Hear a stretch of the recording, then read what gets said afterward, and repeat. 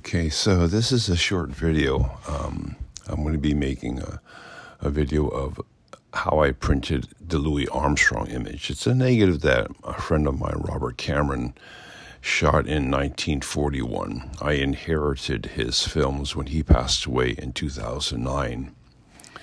And this is one of my favorite images that he shot. He was a personal friend with Louis Armstrong, so he was able to do this.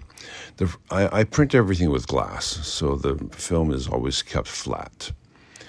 And the first thing I do is I clean the glass, so there's the top and the bottom of the glass, and generally I wipe the glass with acetone, remove any gunk, any adhesive that might be on there.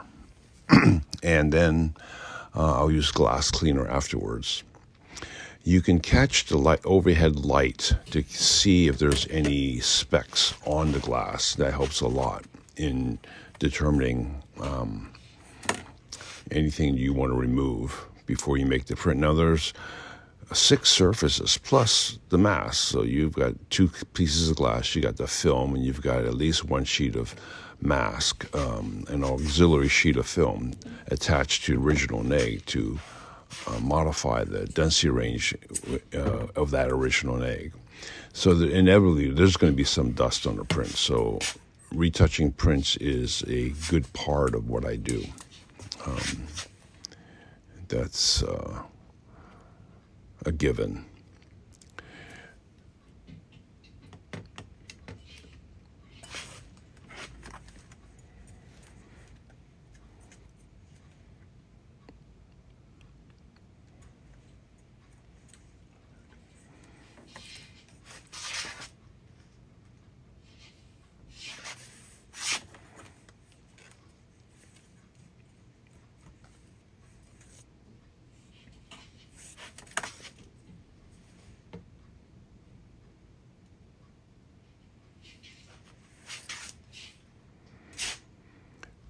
At this point, I'm placing the negative in the enlarger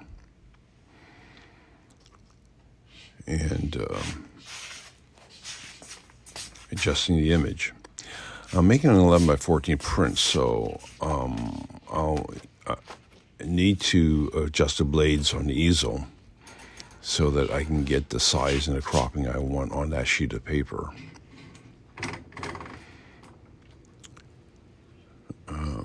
What you see there is a grain focuser,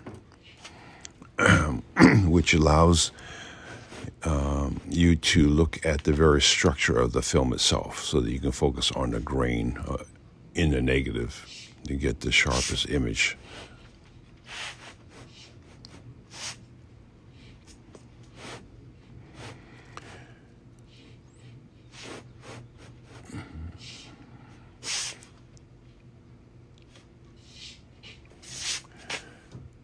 There's a grid on the grain focuser that you have to adjust your eyepiece to.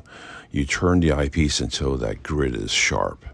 Then you use the enlarger to adjust the image itself. And that is a light level meter, which my brothers and we had designed and made. It allows you to detect how much light is falling on a print. And there's a numeric readout. You turn off all the lights with only the enlarger on, without the negative, and you adjust the f-stop until you get the numeric readout you want. This allows you to make a print that will match no matter what size you make. So, yeah, that's the light meter. Then the negative is placed back into the enlarger. And you have to make sure you get the same cropping again. At this point, you turn on the safe light, and I make a test print.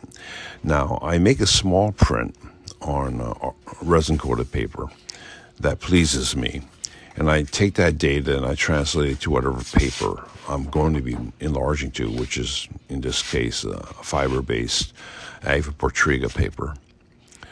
And given the ideal exposure that I come up with, I make a section of the print that's got 20% less exposure and another section that has 20% more exposure. So in the first test, I'll get 3 images, and then after I look at it, I'll decide on whether I want to use one of the 3 or something in between, and I'll make another test print. So you'll see a cardboard there blocking the paper so that I can get the 3 exposures on one sheet. When I go to the developer, I use Dectol diluted 1 to 2, generally at least 2 minutes development. And developer stop bath and a rapid fix. I use a rapid fix without hardener. That allows me to fix a print in 1 minute, a small print in 1 minute. And it helps to reduce washing time. Less time you spend in fixer, the less fixer you have to wash out of the print. When I turn on the overhead lights, I then can compare that particular test print with the 5x7 test print that I made previously. I always make a final small print after I mask a negative so that I can see whether I'm happy with the mask, and then I use that as my guide.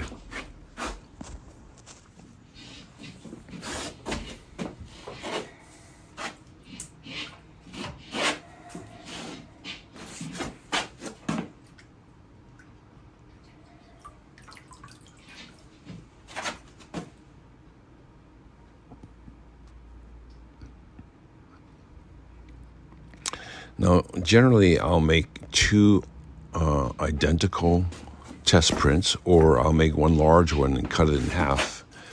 And 1 half of it will get selenium toned. And after I make the prints, I always rinse it in Hypo Eliminator to remove the bulk of the fixer that's in the paper.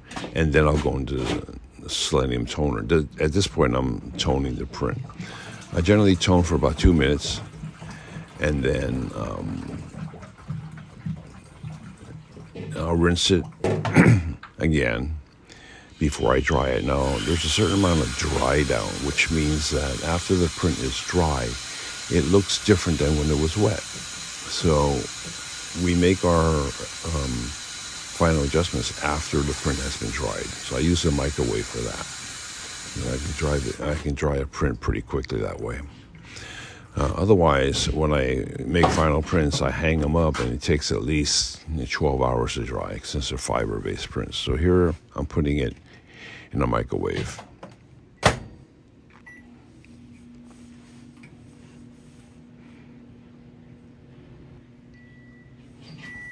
The print also comes out with a higher sheen after it's dried. So, and then I'll get the other print that may not have been toned and dry that. So I can see how much effect the toning has on the print. Sometimes I'll tone longer or shorter depending on what type of paper I'm using.